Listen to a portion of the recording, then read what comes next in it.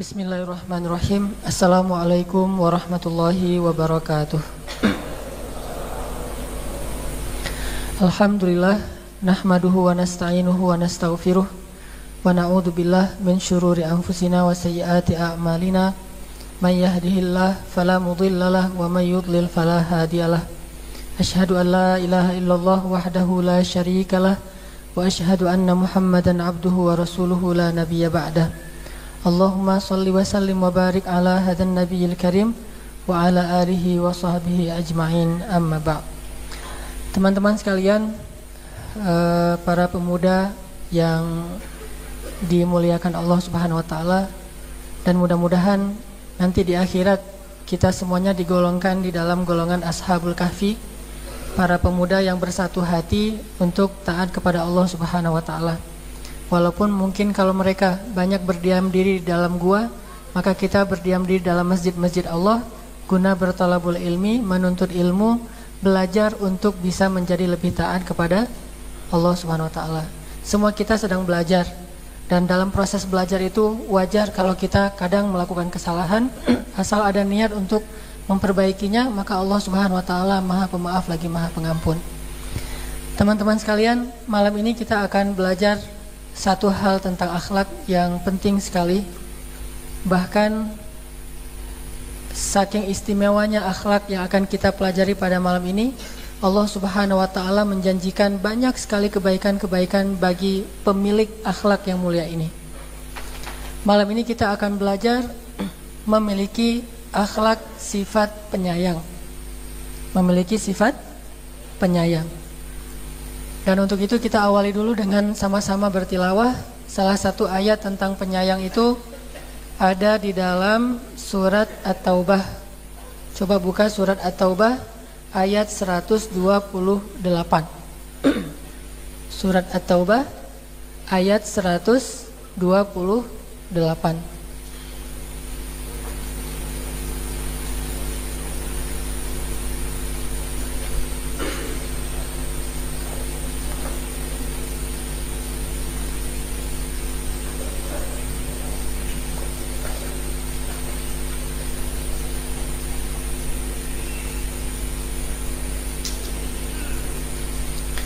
Surat At-Taubah ayat 128, atau dua ayat terakhir dari surat At-Taubah. A'udzu billahi minasy syaithanir rajim. Silahkan.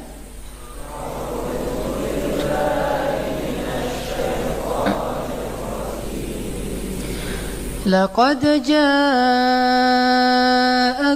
rasulun min anfusikum azizun 'alaihi ma 'anittum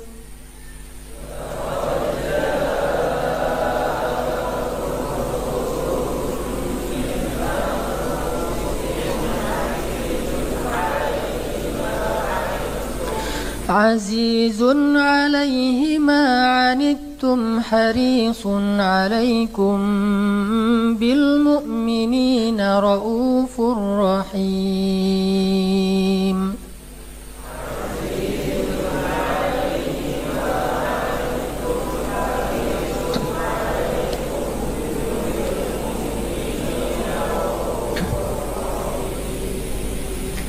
Sungguh telah datang kepada kalian seorang rasul dari kalangan kalian sendiri, terasa amat berat baginya penderitaan yang kalian alami, dan sangat menginginkan kebaikan dan keimanan bagi kalian yang memiliki sifat raufur rahim terhadap orang-orang yang beriman.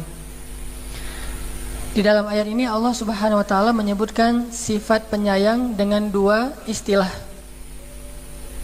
Pertama istilah raufun, yang kedua istilah rahim. Siapa yang memiliki sifat raufur rahim di dalam ayat ini? Rasulullah. Dan kata para ulama tafsir, ini adalah satu-satunya manusia yang disandangkan kepadanya dua nama-nama Allah sekaligus di antara Asmaul Husna. Tidak ada orang lain yang mendapatkan kemuliaan seperti yang didapatkan oleh Rasulullah. Rauf itu nama Allah, Rahim juga nama Allah. Sekaligus Raufur Rahim yang harusnya adalah Asma'illahil Husna, nama-nama Allah yang mulia disandangkan kepada, dilekatkan kepada Rasulullah SAW. Nabi Ibrahim aja nggak dapat kemuliaan ini. Nabi Adam aja nggak dapat. Nabi Nuh yang berjuang 950 tahun nggak mendapatkan kemuliaan atau pujian dari Allah setinggi Rasulullah SAW. Kenapa? Kenapa Rasulullah diberikan pujian yang setinggi ini sampai Allah rela nama Allah itu dipakai oleh Rasulullah? Bayangin, nama Allah yang gak boleh seorang makhluk pun memakainya kecuali menggunakan kalimat hamba, Abdur Rahman, Abdur Rahim, Abdur Rauf. Tapi Nabi Muhammad SAW boleh memakai nama Allah tanpa harus menggunakan istilah hamba di depannya. Saking istimewanya kedudukan Rasulullah di mata Allah, saking dipujinya Rasulullah oleh Allah Subhanahu wa taala sampai kamu boleh pakai nama saya Ar-Rauf, Ar-Rahim. Kenapa? Karena sifat penyayang yang dimiliki oleh Rasulullah SAW. Jadi kalau kita ingin dimuliakan di atas rata-rata, kita benar-benar pengen Allah itu mengomentari kita itu hamba yang ini red banget gitu ya. Apa? Red itu kan keren ya, cool gitu kan ya. Ini hambaku yang red banget, cool banget, keren banget. Di atas rata-rata, istilahnya juga bukan istilah yang biasa. Maka yang harus kita coba lekatkan di dalam diri kita, di dalam sifat kita itu adalah sifat penyayang. Ada sifat sabar, itu mulia, tetapi tidak sejauh ini Allah memuji orang-orang yang bersabar. Ada sifat jujur, Rasulullah juga jujur, Al-Amin, tetapi bukan karena itu Allah Subhanahu wa taala meletakkan namanya kepada nama Rasulullah SAW. Ada juga sifat misalnya orang yang katakanlah mulia, menjaga kehormatan diri, orang yang baik hati, suka berbagi, karim, jawad.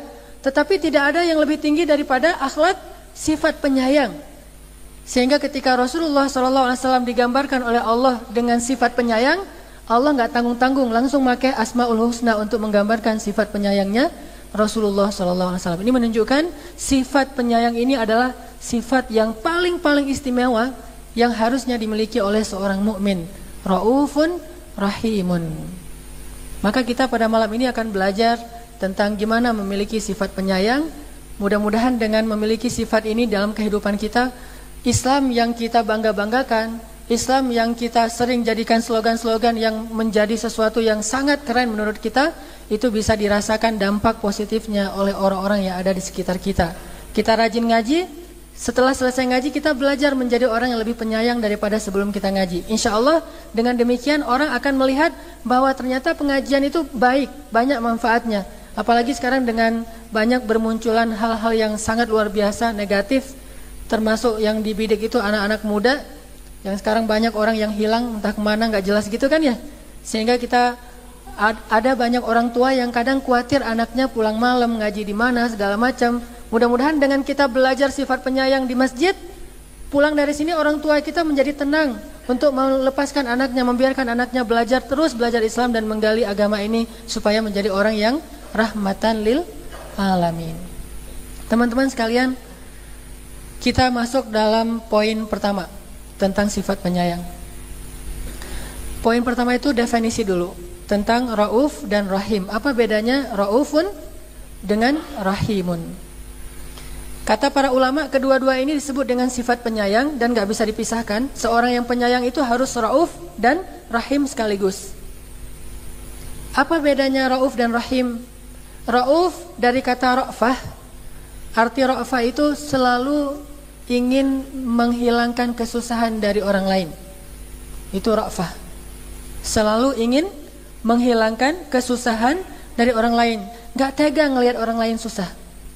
Pengen banget ngebantu orang lain supaya dia tidak berat. Kalau ngelihat ada orang yang misalnya ada tukang bakso nih, apalagi di daerah Cihanjuang yang banyak tanjakan-tanjakan gitu, udah gitu jalannya rusak, ada lubang kan. Kalau misalnya tanjakan jalannya bagus masih bisa didorong. Ini pas kena tanjakan ada lubang kan udah nggak bisa didorong tuh. Ini beban kan, kesusahan. Pas kita ngelihat kita lagi jalan naik motor misalnya, ada tukang bakso kepayahan di tengah tanjakan, kita langsung parkirin motor kita bantuin. Ini namanya sifat Ra'fah. Raufun, gak bisa ngelihat orang susah, pengen aja ngeringanin kesusahan orang, pengen menghilangkan kesusahan orang, bahkan kepada musuh sekalipun.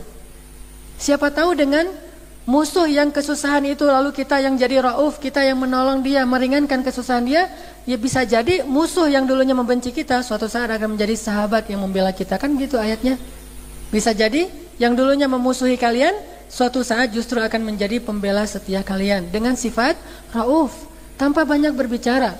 Justru pembicaranya itu muncul setelah sifat rauf. Baru nanti dia tanya tentang Islam, tentang syariat, tentang akidah, tentang ibadah, tentang agama yang indah ini. Setelah kita tunjukkan ra'fah, rasa kasihan kita kepada orang lain. Tapi kalau kita ingin orang lain mendengar ucapan kita, presentasi kita, penjelasan kita tentang Islam tanpa ada rasa ra'fah, bisa dipastikan bahwa ucapan kita tuh walaupun panjang lebar nggak didengar oleh mereka.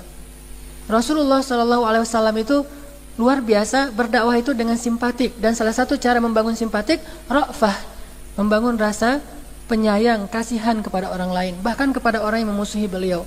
Orang nggak kasihan kepada beliau, tapi beliau kasihan kepada orang lain. Ini namanya ra'fah. Kira-kira apa contoh Rasulullah itu kasihan kepada orang kafir? Bukan benci, malah kasihan. Apa contohnya? Ketika Rasulullah pulang dari Taif kan, di Taif beliau dilempari, di Taif beliau diusir, beliau diolok-olok, beliau dicaci maki, dicela, dihina. Bahkan orang-orang Taif menyuruh budak, perempuan dan anak-anak untuk mengejar Rasulullah, ngusir Rasulullah dari Taif. Dan bagi adat orang Arab, dikejar perempuan, anak-anak dan budak itu penghinaan. Sehingga kalau ibu-ibu pada ngelemparin seorang laki-laki, itu penghinaan luar biasa tuh. Ditambah lagi anak-anak. Jadi Rasulullah itu di Taif diperlakukan seperti seorang pencuri, seperti seorang maling yang dikejar massa rame-rame tuh. Keluar masuk kebun kurma, nyelinap lagi, bersembunyi lagi, terus ketahuan, lari lagi sepanjang hari dari siang sampai sore. Baru malam udah gelap, beliau selamat dari kejaran orang-orang Taif. Pulanglah beliau dengan masih keringat, darah mengucur dari pelipis beliau karena lemparan batu, dalam keadaan sangat lapar. Pulang dari Taif, beliau mampir di sebuah tempat namanya Nakhlah. Di Nakhlah itu Nabi sholat, kemudian berdoa kepada Allah sambil menangis, ya Allah, Engkau lihat bagaimana keadaan saya hari ini. Engkau maha tahu segala sesuatu yang saya alami. Tapi apapun yang saya alami hari ini, ya Allah, itu tidak mengapa bagi saya asalkan Engkau ridho kepada saya. Nabi mengadu kepada Allah, curhat kepada Allah, munajat kepada Allah sambil menangis. Saking sedihnya doa Rasul waktu itu, malaikat yang menjaga gunung itu jadi marah, emosi luar biasa. Lalu malaikat itu berkata kepada Allah, ya Allah, bolehkah saya timpakan gunung ini kepada penduduk Taif? Apa kata Allah? Minta izin kepada Muhammad. Kalau dia bilang ya, lakukan. Kalau dia bilang tidak, jangan. Bayangin, Allah aja menyerahkan urusan ini kepada Rasulullah. Ini hak Rasulullah sepenuhnya. Kalau Rasulullah bilang iya, ya malaikat pasti ditimpakan. Sehingga malaikat itu datang kepada Rasulullah, ya Rasulullah, sedih dengan keadaan Rasulullah, nggak tega membiarkan seorang kekasih Allah diperlakukan kayak gini. Ya Rasulullah, izinkan saya mengangkat gunung ini dan menimpakan kepada penduduk Taif. Apa kata Rasulullah? Ra'fah. Jangan lakukan itu. Sesungguhnya mereka tidak mengerti. Aku berharap mereka atau anak cucu mereka nanti akan menjadi pembela agama ini. Tahukah kita doa Rasulullah SAW ini kemudian Allah kabulkan, sehingga setelah terjadi Fathu Makkah, orang Taif berbondong-bondong masuk Islam dan menjadi pembela agama Allah. Ini namanya ra'fah. Udah disakitin, gak mau ngebales nyakitin orang lain. Bahkan ketika ada yang mau membalasnya, dia menghalangi, dia membela, dia yang pasang badan. Jangan sakiti dia, karena dia gak ngerti. Ini namanya sifat kasihan yang luar biasa tingginya. Mungkin kita bisa kasihan kepada makhluk, kepada manusia yang tidak pernah menyakiti perasaan kita. Gimana kalau orang itu menzolimi kita, nyakitin kita, fisik, mental, semuanya dizolimi, diambil hak-hak kita. Apakah kita masih bisa punya sifat raufun atau ra'fah? Inilah yang menunjukkan kenapa Rasulullah itu dicintai banget oleh Allah, sehingga disebut Habib Allah, kekasih Allah. Sehingga siapapun yang punya sifat ra'fah dalam pergaulan kehidupan sehari-hari, dia juga termasuk di antara kelompok para kekasih-kekasih Allah Subhanahu wa taala. Ada lagi contoh kisah lain bahwa Rasulullah itu sangat pengasih, atau orangnya itu kasihan banget kepada orang lain termasuk musuhnya. Salah satunya ketika Rasulullah sedang berdakwah di depan Ka'bah. Rasulullah tuh pagi-pagi udah mandi, udah stylenya udah nyaman gitu, udah keren, pengen berdakwah, udah siap banget. Tugas hari ini tuh saya pengen ngajak orang kepada agama Allah. Datang beliau ke Ka'bah, manggil, ya ma'syara Quraisy, halummu ilayya, halummu, sini, wahai ma'syara Quraisy, dengan senyumnya, dengan panggilan yang lembutnya. Rasulullah itu kan rafiq, orang yang sangat lemah, lembut, dipanggil orang-orang Quraisy untuk berkumpul. Setelah itu beliau berdakwah kepada mereka, menyampaikan agama Allah. Apa sikap mereka, respon mereka? Mereka menghujat Rasulullah, mereka memarahi Rasulullah, memfitnah Rasulullah, sampai akhirnya mereka menantang Rasulullah. Bagaimana mereka menantang Rasulullah? Mereka mengatakan, ya Muhammad, kamu sering mengisahkan tentang kaum Ad, kaum Samud, Fir'aun, Ashabul Ailah, atau orang-orang yang dikutuk jadi kera. Apakah itu benar-benar pernah terjadi? Kata Rasulullah, ya. Kalau begitu datangkan semua itu, coba kamu berdoa kepada Allah agar Allah mendatangkan semuanya sekaligus kepada kami. Kaum Ad, kaum Samud, Ashabul Ailah, Fir'aun, umat Nabi Lut, semuanya datangkan kepada kami kalau memang ucapan kamu itu, ancaman kamu itu benar. Coba kamu berdoa sekarang, biar kami lihat langsung gitu. Ketika mereka menantang demikian, Rasulullah menundukkan wajah beliau, kemudian beliau pergi. Beliau tidak mau meladeni tantangan mereka, beliau pergi. Ketika beliau pergi, mereka semuanya tertawa dan mentertawakan Rasulullah SAW. Lihat, Muhammad itu pembohong. Seandainya dia benar, pasti dia sudah berdoa. Tetapi karena dia pembohong, maka dia tidak bisa membuktikan kata-katanya. Dasar Muhammad gila, segala macam kata-kata mereka. Bayangkan, Rasulullah kalau mau memperturutkan emosinya, maka ketika beliau mengangkat tangan hari itu juga Allah akan mengabulkan dan menghancurkan orang-orang Quraisy. Tapi Rasulullah nggak tega, kasihan. Kalau sampai Rasulullah angkat tangan, habis mereka. Nggak usah di depan Ka'bah, di tempat yang jauh aja Rasulullah angkat tangan, Allah pasti mengabulkan. Apalagi di depan Ka'bah, nggak usah angkat tangan, Rasulullah ngelihat ke langit aja, nggak usah berbicara, di dalam hati aja tuh Allah langsung ngabulin. Coba pemindahan kiblat kan dari Masjidil Aqsa ke Masjidil Haram. Emangnya Nabi Rasulullah pernah berdoa? Nggak pernah berdoa, nggak pernah meminta, cuma gini doang, membatin dalam hatinya, aduh pengen ya kalau kiblatnya dipindahin ke Ka'bah. Tapi nggak enak ngomong-ngomong sama Allah, soalnya itu hal yang kok gitu banget sih gitu ya. Jadi nggak enak mau ngomong, ya udah di dalam hati aja. Ternyata Allah Maha tahu isi hati hambanya, dan Allah mengatakan sekarang aku pindahkan kiblat itu ke arah yang kamu sukai wahai Muhammad. Coba, nggak usah angkat tangan, nggak usah ngomong, apalagi depan Ka'bah. Maka kalau Rasulullah mau, Rasulullah langsung mengatakan, ya Allah, datangkan bukti-buktimu kepada orang-orang Quraisy, hancurkan mereka sebagaimana engkau menghancurkan Ad, Samud dan yang lainnya. Pasti Allah sudah menghancurkan mereka. Tetapi Rasulullah nggak tega, kasihan, sehingga beliau lebih rela disakiti perasaannya, diperolok-olok oleh orang Quraisy daripada beliau mendoakan keburukan atas mereka. Ini ra'fah, ra'ufun. Bagaimana kita kepada orang yang tidak mau mengikuti kita? Kita ajak teman-teman kita. Seorang suami mengajak istrinya, seorang istri mengajak suaminya ke masjid, taklim, dan seterusnya. Yuk kita ngaji yuk, kita ngaji yuk. Mungkin kita nggak dibantah, tetapi dia cuek aja gitu. Udah kamu aja duluan. Atau nanti dia akan mengatakan, ada Pak Haji, ada Ustadz baru, ada Nabi palsu, segala macam. Bahasa-bahasa meledek, bahasa-bahasa memperolok-olok. Apakah setelah itu kita mengatakan, semoga Allah membutakan hati kamu? Mana ra'fah, mana ra'uf? Bukankah harusnya kita merasa kasihan kepada dia? Ketika dia menyakiti kita, kita tidak rugi sama sekali. Dia yang rugi karena ketika dia zalim kepada kita, dia menambah pundi-pundi dosanya di hadapan Allah. Sehingga kita justru kasihan kepada dia. Kemudian kita mengatakan, ya Allah, dia melakukan ini pasti karena nggak ngerti. Maafkan dia ya Allah. Ini ra'ufun. Nggak tega kepada orang yang kesusahan, baik dalam urusan agama, bahkan dalam urusan dunia sekalipun. Sama kayak Rasulullah di rumah pagi-pagi buka panci gitu ya. Kan beliau nggak ada niat puasa, lapar. Biasa kalau Rasulullah lapar banget tuh. Kalau lagi laparnya lapar banget. Buka-buka panci, ternyata di rumah Aisyah lagi nggak masak apa-apa. Rasulullah nggak bilang, kok nggak masak? Hari ini mau masak apa? Nggak bilang kayak gitu. Kasihan sama Aisyah, pas buka-buka gitu ternyata nggak ada isinya. Rasulullah diam aja. Aisyah muncul, langsung Rasulullah bilang, Aisyah, saya berpuasa loh hari ini. Alhamdulillah, Aisyah udah nggak perlu merasa bersalah lagi karena nggak masak. Coba, karena kasihannya kepada Aisyah, nggak mau ngeberatin. Cuma ini bisa nggak ya kita kayak gitu? Saya juga belum, masih kalau misalnya nggak ada masakan agak-agak bete juga sih, agak-agak rewel gitu. Udah dimasak aja kadang masih rewel, ya kok masaknya ini doang gitu, kok cuma telur doang. Rasulullah tuh nggak dimasakin apa-apa, tapi masih ngerasain kasihan kepada istrinya, sehingga ketika istrinya muncul langsung menyenangkan hati istrinya dengan mengatakan, saya berpuasa hari ini. Termasuk ketika adegan Rasulullah dengan Umar sama-sama dimarahin istri, itu apa kata Rasulullah? Umar kan lagi dimarahin istri, Diem aja dimarahin istri. Udah selesai istrinya udah puas marah, dia keluar mau cari teman curhat. Nah, yang paling enak diajak curhat siapa? Rasulullah. Dan gak ada orang yang lebih baik dalam mendengar curhat daripada Rasulullah. Datang ke rumah Rasulullah, baru di pintu rumah Rasulullah dengerin Rasulullah juga lagi dimarahin sama istrinya. Ya udah dia balik lagi. Besok-besok baru ngobrol, ya Rasul saya semalam gini. Tapi saya mau curhat sama engkau juga kayaknya lagi dimarahin istri ya. Ketahuan. Apa kata Rasul? Komen Rasul apa? Bagaimanapun juga dialah yang mengurus rumah ketika aku tidak ada. Dia yang begini. Disebutkan kebaikan-kebaikan istrinya. Bukan memang tuh istri saya itu kalau lagi marah susah. Coba yang disebutkan kebaikan-kebaikannya, sehingga yang muncul adalah rasa kasihan.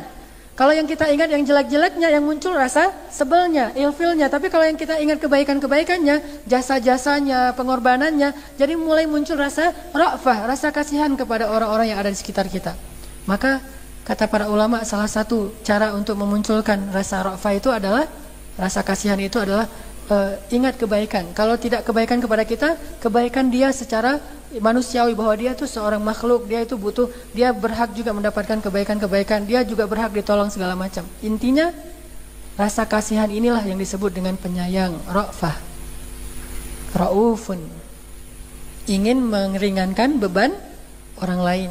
Pokoknya senang aja ngeringanin beban orang. Asal ngelihat ada orang butuh sesuatu, dia senang membantu. Ngelihat orang susah itu, dia juga ikut susah. Seperti satu tubuh, kata Nabi kan, perumpamaan kasih sayang di antara mukmin dan rasa cinta di antara mereka seperti satu tubuh, yang kalau salah satu organnya merasa kesakitan, yang lain juga merasakan tidak bisa tidur dan merasakan panas dingin. Berarti dia ngerasain banget apa yang dirasakan oleh saudaranya. Itu ra'fah. Wahdatus syu'ur, one heart, sudah satu hati.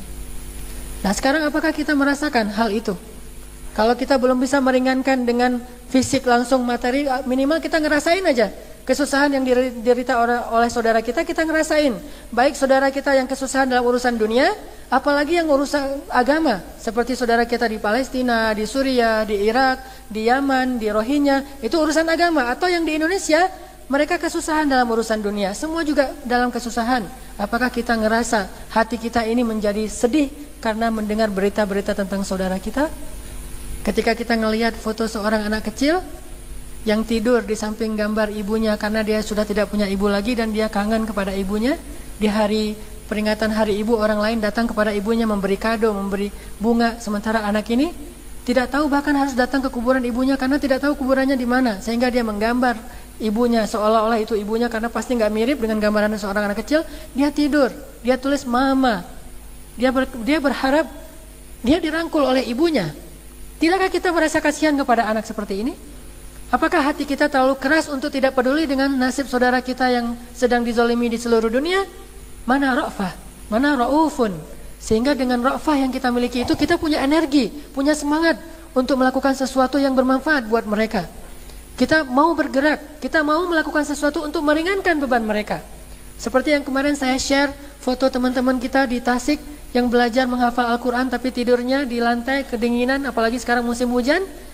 Lalu alhamdulillah Allah berikan rasa ra'fah dalam hati kita, sehingga kita akhirnya bisa mengumpulkan dana, kita membeli matras dan selimut. Alhamdulillah kemarin kita share lagi fotonya, mereka sudah pakai selimut, sudah pakai matras, tidurnya nyaman. Bukankah itu kepuasan yang tak terhingga dan gak bisa dibahasakan? Ini yang kita ingin lakukan terus menerus, itu baru namanya ra'fah. Dengan sifat ra'fah ini kita jadi punya semangat yang besar, punya kekuatan, walaupun kita dalam keadaan lemah sekalipun, tapi kita jadi punya kekuatan untuk melakukan sesuatu yang bermanfaat. Punya ra'fah. Jadi bukan hanya punya wawasan. Orang yang punya wawasan tapi tidak punya ra'fah, dia hanya bisa berbicara dan menghujat. Orang yang punya ra'fah walaupun tidak punya wawasan, dia jauh lebih bermanfaat daripada orang yang berwawasan tapi tidak punya kasih sayang. Makanya ra'fah ini penting untuk dimiliki oleh seorang mukmin. Harus nggak tegaan jadi orang. Nggak tega, kasihan, gitu tuh. Nggak tega, kasihan, ingin meringankan bebannya, ra'fah. Sehingga ketika kita membaca berita, kita ngelihat di sosial media, foto-foto di TV segala macam tentang saudara kita yang kesusahan, jadi nggak semangat lagi, mau makan tuh nggak enak gitu. Sampai kita nggak bisa tidur. Tingkat ra'fah kan beda-beda ya. Sampai ada tingkat ra'fahnya tuh yang nggak bisa tidur, nggak bisa tersenyum lagi selamanya, sampai kaum muslimin mendapatkan kemenangan, sampai mereka mendapatkan hak mereka. Kalau nggak bisa tidur sama sekali. Tingkat ra'fah itu bertingkat-tingkat. lahum darajatun 'inda rabbihim. Manusia itu bertingkat-tingkat di sisi Allah Subhanahu wa taala. Saya dulu pernah cerita sebelum kita buat gerakan dakwah kita, kisah tentang Nuruddin Zinki, seorang ulama sekaligus Khalifatul Rasyidin yang ke-6 dalam sejarah Islam. Waktu itu terjadi perang salib. Orang-orang Romawi, orang-orang dari barat, orang-orang Prancis, Inggris segala macam datang menyerang salah satu kota di Timur Tengah, salah satu kota di Mesir yang berada di bawah kekuasaan kaum muslimin, namanya kota Dimyat, provinsi Dimyat. Mereka menyerang Dimyat, setelah beberapa bulan akhirnya berhasil menguasai Dimyat, membunuh banyak sekali kaum muslimin. Hampir sebanyak yang dilakukan oleh orang-orang Mongol. Pemusnahan massal yang luar biasa. Perempuannya dinistakan, anak-anak itu digantung di tiang-tiang, di pagar-pagar kota. Kemudian laki-lakinya dibakar hidup-hidup. Dikuasai kota Dimyat oleh orang-orang pasukan salib waktu itu. Kemudian Nuruddin Zinki, seorang khalifah, berusaha untuk merebut kembali Dimyat dari tangan orang-orang salib, tapi belum berhasil. Nah, dalam satu kesempatan, Nuruddin Zinki sedang mengajarkan hadis di masjid di daerah Damaskus, Suriah. Waktu itu ibu kota Islam, Damaskus. Nah, Nuruddin Zinki ini selain seorang khalifah, dia juga seorang ulama hadis, periwayat hadis. Jarang banget ada khalifah periwayat hadis dari kalangan yang bukan sahabat, tuh jarang banget. Kecuali Nuruddin Zinki, ulama besar. Dia sampaikan hadis. Nah, dalam hadis itu ada istilah hadis musalsal. Hadis musalsal itu hadis yang kalau kita membacakannya, bukan hanya membacakan teks, tapi juga harus ngikutin aktingnya. Aktingnya apa? Kalau misalnya Rasulullah menyampaikan hadis itu sambil tersenyum, kita baca hadis itu harus dengan tersenyum. Kalau Rasulullah menyampaikan hadis itu dengan ketawa, kita baca hadis itu juga tertawa. Kalau Rasulullah menyampaikan hadis itu dengan berteriak, orasi, kita menyampaikan hadis itu juga dengan teriak. Ini namanya hadis musalsal. Kalau Rasulullah menyampaikan hadisnya berdiri, maka ketika menyampaikan hadis itu seorang ulama berdiri dari tempat duduknya. Ini namanya hadis musalsal. Yang diambil bukan cuma teks, tapi juga adegannya. Nah, waktu itu Nuruddin Zinki sedang menyampaikan sebuah hadis musalsal yang Nabi setelah menyampaikan hadis itu kemudian tersenyum. Berarti beliau ada kewajiban untuk tersenyum, baru namanya mengikuti sunnah yang sempurna. Ulama harus kayak gitu. Ternyata ketika Nuruddin Zinki menyampaikan hadis musalsal tersenyum, selesai membacakan hadis, Nuruddin tidak tersenyum. Hanya mengatakan setelah itu Rasulullah tersenyum. Tapi Nuruddinnya gak tersenyum, cemberut aja. Murid-muridnya bertanya, ya Syekh, ya Khalifah, kenapa anda tidak tersenyum? Bukankah ini hadis musalsal? Apa kata Nuruddin? Bagaimana saya bisa tersenyum sedangkan kaum muslimin dan negeri Dimyat masih ada di tangan orang-orang kafir? Sampai untuk masalah ini pun Nuruddin tidak bisa tersenyum saking sedihnya dengan hilangnya salah satu negeri kaum muslimin dan dikuasai oleh orang kafir.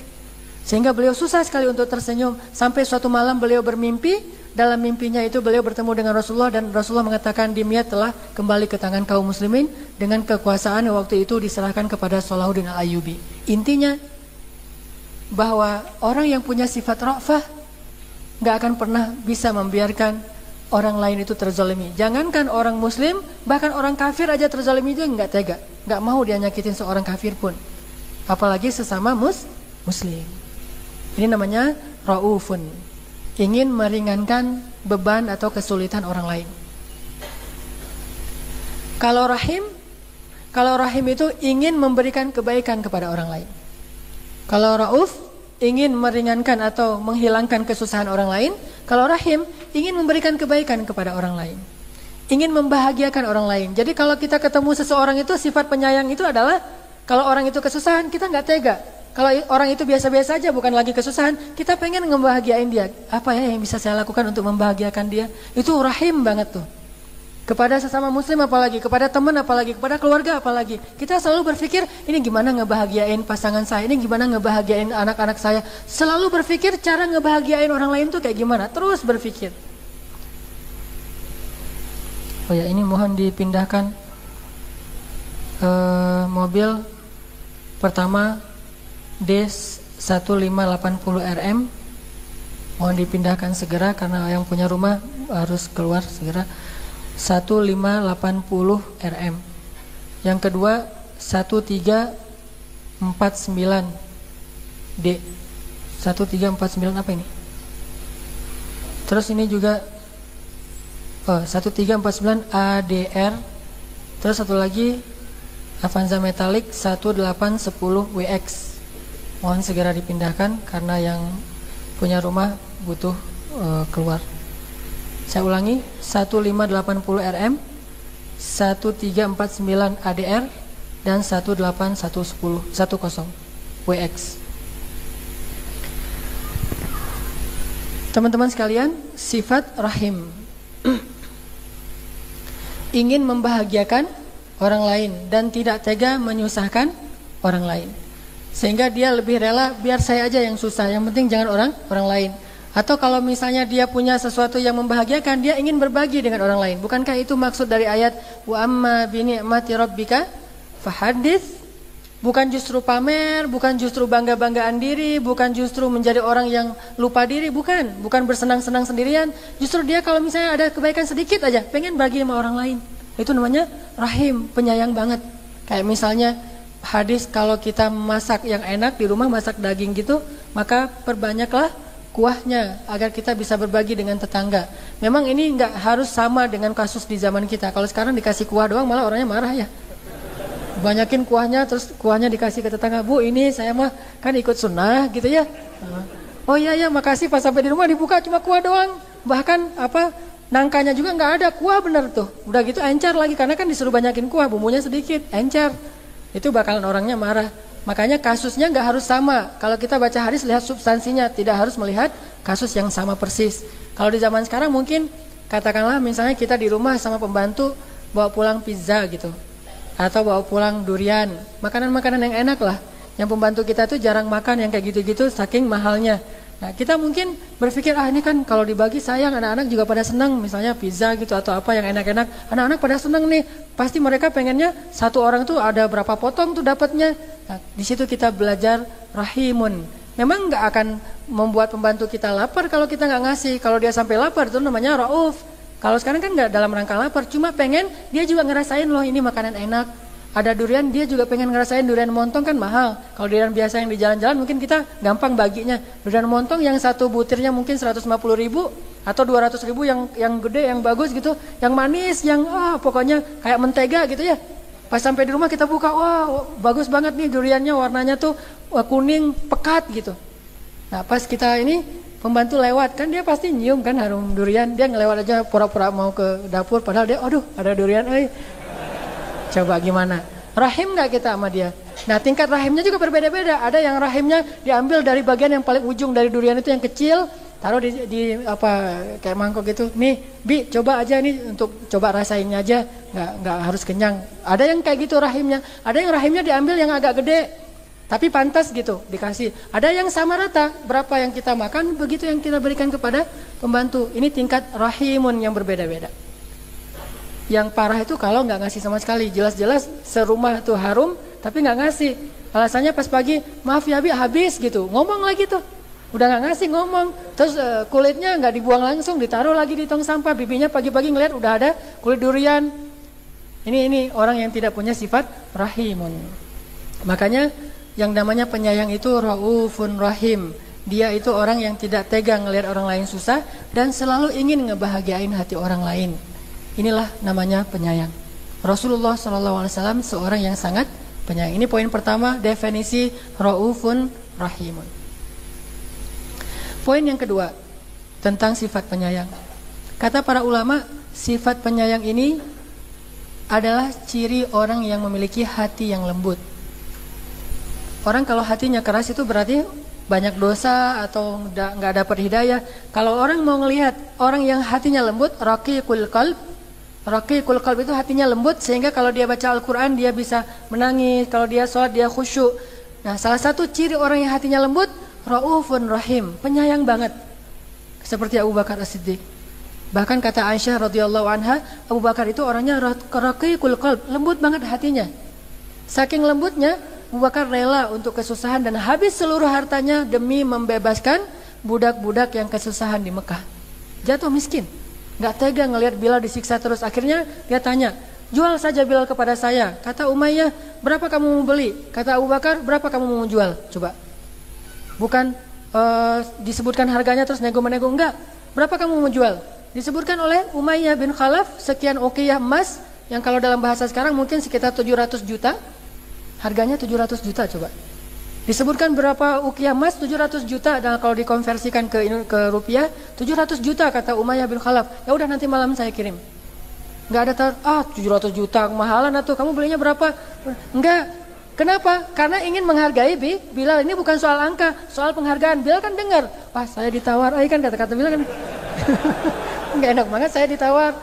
Jatuh-jatuhnya 50 juta deh, ya udah deal 50 juta kata Bilal. Saya mah apa tuh cuma 50 juta. Enggak ditawar sama sekali, udah aja langsung berapa? 750 juta. Nanti malam saya kirim. Udah dibebasin. Setelah dibebasin, kata Abu Bakar, "Ya Bilal, mulai sekarang kamu bebas. Wahai orang-orang Quraisy, Bilal adalah saudara saya dan dia bebas sekarang." Lihat sifat Rauf Abu Bakar As-Siddiq, nggak tega ngelihat ada seorang muslim yang kesusahan. Dia rela untuk berkorban demi meringankan kesusahan orang lain. Ini Abu Bakar As-Siddiq, sehingga kata para ulama, salah satu ciri orang yang hatinya lembut adalah sifat penyayang.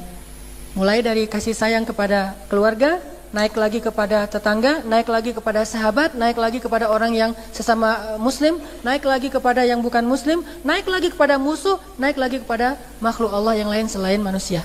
Hewan, tumbuhan. Ini bertingkat-tingkat.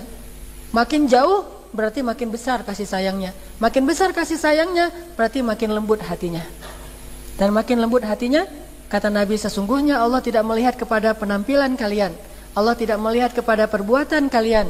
Allah tidak melihat kepada harta kalian. Allah melihat kepada hati kalian. Sehingga kalau hatinya lembut, Allah sayang kepada orang itu. Ada orang yang sifat kasih sayangnya sampai kepada musuh sekalipun. Bahkan Rasulullah itu kasih sayangnya itu sampai kepada jin. Bukankah beliau rahmatan lil alamin? Dan alamin itu maksudnya jamak, bukan hanya manusia, tetapi semua makhluk Allah itu dapat rahmat, kebaikan dari Rasulullah SAW. Ini menunjukkan bahwa sifat kasih sayang itu adalah ciri orang yang hatinya lembut. Jadi coba nilai hati kita masing-masing dengan sifat kasih sayang yang kita miliki. Sebesar apa dan seluas apa jangkauan sifat kasih sayang kita? Apakah ada pengecualian? Apakah sifat kasih sayang kita itu lokal banget, hanya di bawah atap rumah kita saja? Atau bahkan di dalam atap rumah kita pun mereka tidak ngerasain kasih sayang kita? Ini menunjukkan bahwa hati kita itu keras sebagaimana sedikitnya rasa kasih sayang di dalam diri kita. Itu poin kedua. Jadi nilai diri masing-masing, muhasabah diri masing-masing dengan ngelihat kasih sayang kita, itulah gambaran hati kita. Kemudian poin yang ketiga, bentuk-bentuk kasih sayang yang pernah dicontohkan Rasulullah, dan mudah-mudahan ini bisa kita tiru dalam kehidupan kita sehari-hari. Ada orang yang kayak gini misalnya, nggak tega atau yang nggak sanggup untuk ngerelain sesuatu yang tidak baik untuk orang lain, atau nggak tega nyusahin orang lain. Kayak kita misalnya pernah pakai jasa seseorang, katakanlah naik taksi gitu ya, atau naik ojek gitu. Naik taksi jauh, pakai argo sih, pakai argo keluar harganya tuh 40.000. Karena kita ngelihat supir taksi ini tadi kan macet, dan kalau macet argonya nggak terlalu banyak, nambahnya sedikit. Macet, dia pakainya manual, pasti kaki kirinya tuh udah capek banget. Udah gitu jalan ke rumah kita itu banyak jalan lubang, kasihan dia udah, pokoknya stres banget di jalan.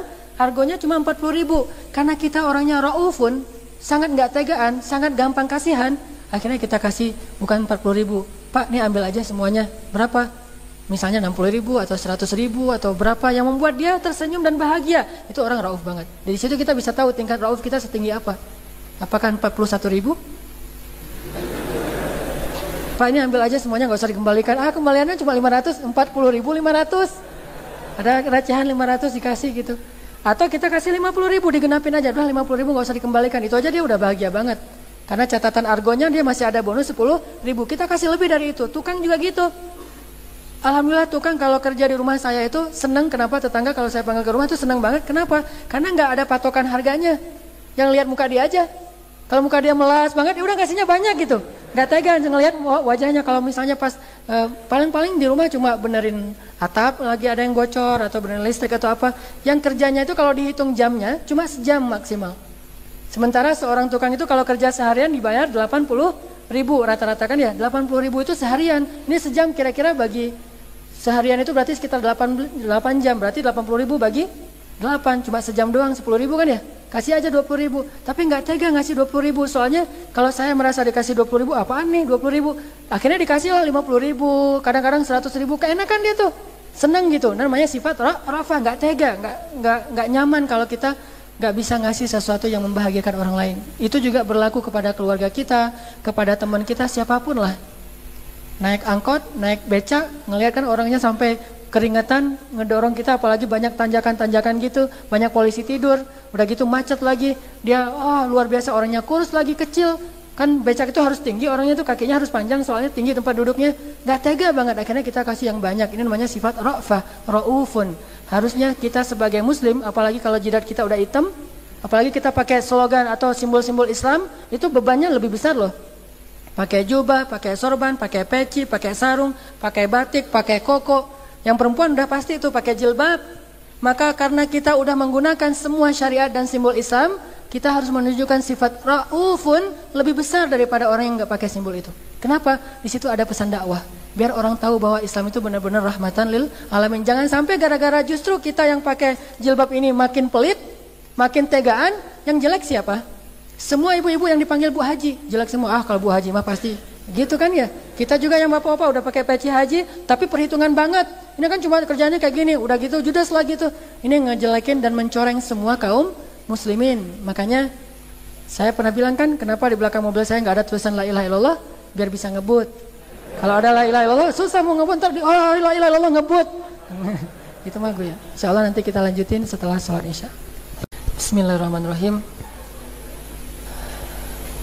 Teman-teman yang dimuliakan Allah Subhanahu wa taala, kita lanjutkan tentang belajar menjadi seorang muslim yang penyayang atau raufun rahim. Di antara janji-janji Allah terhadap orang-orang yang memiliki sifat penyayang ini banyak banget ya. Kalau kita baca dalam hadis-hadis kisah, salah satu yang paling terkenal itu adalah sifat penyayang seorang perempuan yang suka berzina, yang kemudian dia sudah bertaubat. Yang suatu hari perempuan ini minum di suatu sumur, dan ketika dia selesai minum, dia ngelihat seekor anjing yang kehausan. Langsung muncul rasa ra'fah. Rasa ra'fahnya tuh nggak tega sama anjing ini. Padahal kan kalau secara fikih anjing itu hewan yang najis. Sehingga kalau misalnya kita kena liur anjing atau dijilat anjing, itu harus dibersihkan 7 kali dan salah satunya dengan debu, artinya disamak. Secara fikih dia najis, gak boleh dimakan dagingnya, gak boleh jadi peliharaan, kecuali beberapa mazhab sedikit, tapi jumhur ulama mengatakan tidak boleh, hanya boleh dipakai untuk berburu atau penjaga. Memang secara fikih dia najis itu artinya kotor gitu. Tapi secara etika, secara moral, secara akhlak, beda banget dengan fikihnya. Fikihnya sangat tercela, tapi moralnya justru kalau kita kasihan kepada hewan yang najis ini, apa kata Nabi tentang perempuan itu? Sehingga karena dia kasihan kepada anjing yang kehausan, yang menjulurkan lidah saking hausnya, perempuan ini kemudian membuka sepatunya dan mengambil air dengan sepatunya itu dan memberikan air kepada anjing yang kehausan, sehingga anjing itu mendapatkan air dan dia pergi. Akhirnya turunlah kasih sayang Allah kepada perempuan ini. Allah beri hidayah ke dalam hatinya sehingga dia bertobat dari perbuatan dosanya, dan Allah jaminkan dia menjadi ahli surga. Bayangin. Ternyata Allah kasih hidayah itu lewat kasih sayang. Dia masih berzina. Disebut dalam hadis itu bahasanya imra'atun baghiyah. Imra'atun baghiyah itu perempuan yang masih suka berzina. Tapi walaupun dia masih suka berzina, banyak dosa segala macam, hina banget di mata Allah tuh karena banyak dosa-dosa besar, hanya dengan rasa kasihan kepada seekor hewan yang secara fikih najis, tercela, gak boleh dipelihara di dalam rumah. Akhirnya Allah Subhanahu wa taala menurunkan rahmat kepada perempuan ini. Rahmatnya apa? Pertama, Allah membimbing hatinya, sehingga yang tadinya dia senang kepada dosa, sekarang jadi benci kepada dosa. Dia tinggalkan dosa itu, dia bertobat dengan taubatan nasuha. Setelah dia tinggalkan dosa itu, Allah jadikan dia kemudian menjadi min ahlil jannah, dijamin masuk surga. Coba, rahmat Allah kepada orang yang penyayang. Makanya Nabi bilang, innama yarhamullahu min ibadihir ruhama. Sesungguhnya Allah itu sayang sekali kepada hamba-hambanya yang penyayang.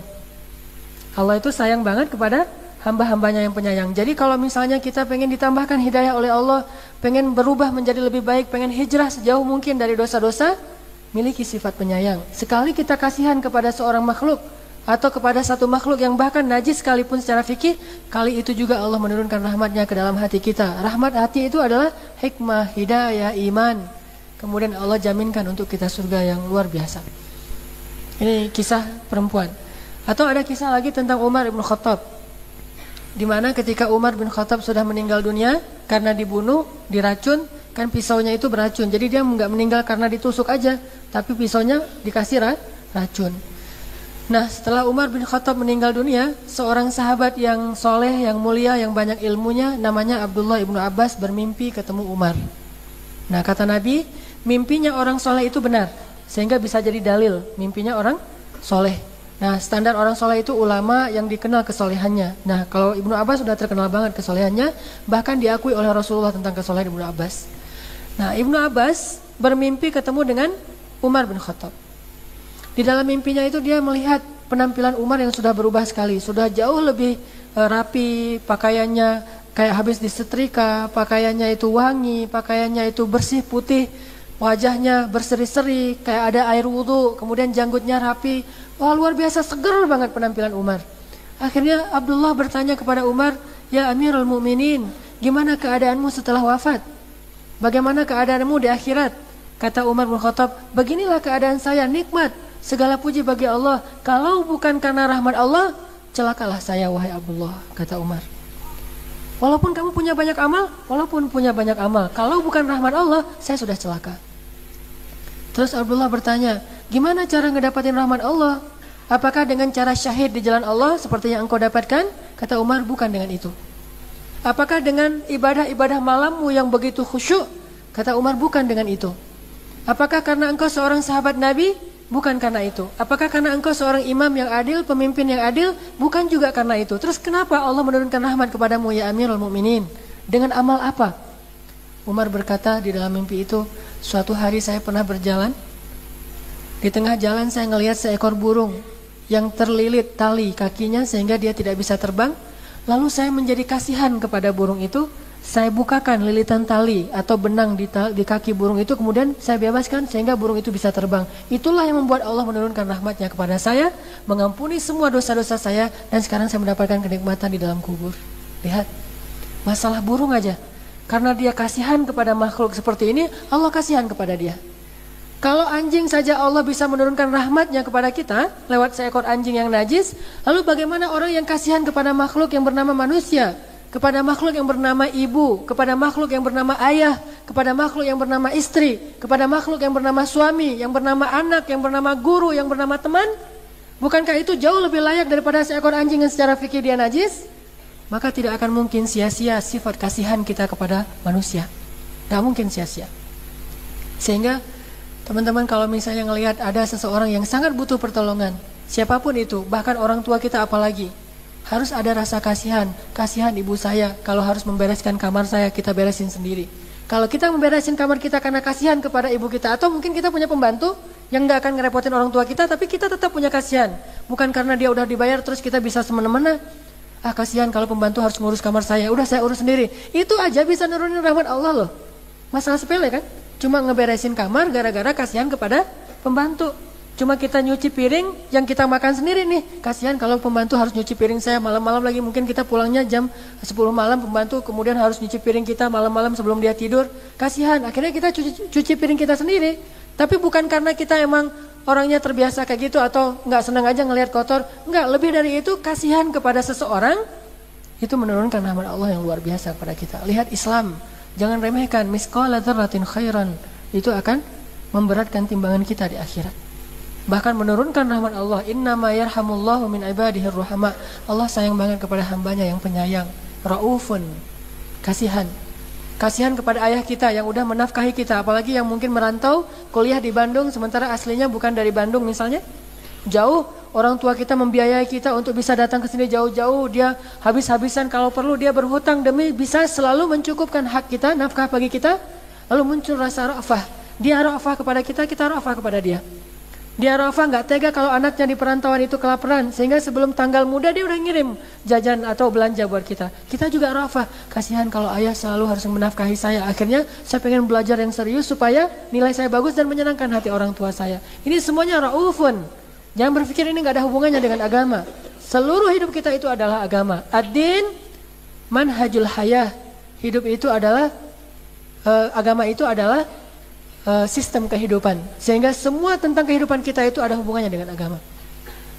Merasa kasihan aja kepada seseorang itu ada hubungannya dengan agama, dan itu akhlak yang dimiliki oleh Rasulullah SAW. Rasulullah itu nggak tega kasihan kepada keluarganya, kasihan kepada Abu Thalib, sehingga Rasulullah diam-diam menjaga ternak-ternak orang Quraisy sendiri karena nggak mau merepotkan pamannya yaitu Abu Thalib. Sejak kecil udah punya sifat rauf, kasihan, nggak mau ngerepotin orang. Lalu kasihan kepada Abu Thalib setelah beliau menikah, sehingga akhirnya Rasulullah meminta kepada Abu Thalib agar menyerahkan anak yang terakhirnya Abu Thalib dirawat di rumah Rasulullah, dibesarkan di rumah Rasulullah. Siapa dia?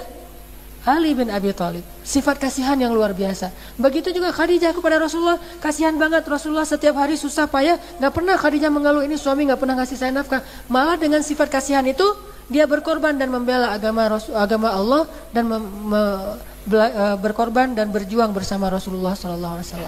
Sifat kasihan yang luar biasa yang dimiliki oleh orang-orang yang beriman. Apalagi hadisnya, kata Nabi, irhamu man fil ard yarhamukum man fis sama.